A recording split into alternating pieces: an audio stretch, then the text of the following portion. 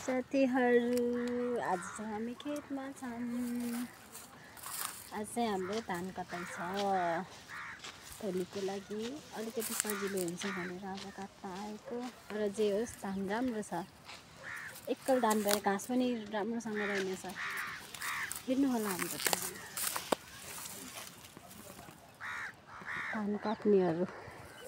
एकजना यहाँ, एकजना म, एकजना म।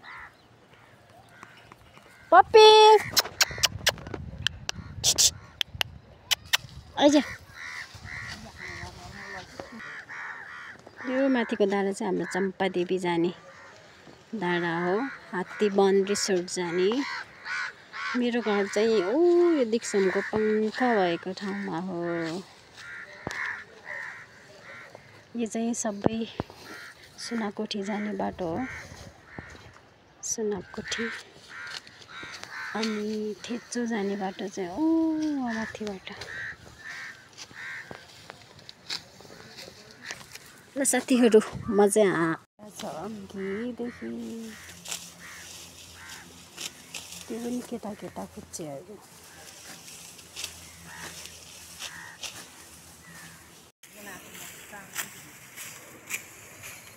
तैँले भन्न सक्दैनस् का ठुली बाग्दैनी का ठुली बाग्दैन थन बची थन नेहे सुरु यानो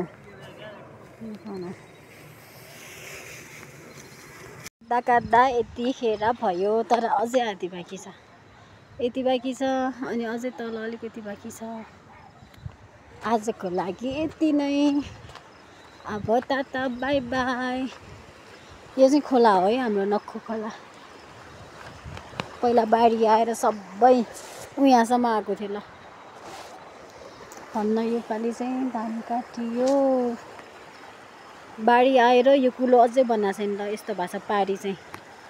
पारी त पानीको भरमा मात्र धान रोपेको। ल कुलोको हालत यस्तो। कुलो भत्किएर कुलो नै टुक्रा टुक्राइ यस्तो थियो। त्यसैले त्यहाँको खासै बाली त राम्रै छैन। यस्तो पो छ त, हेर्न सक्नुहुन्छ।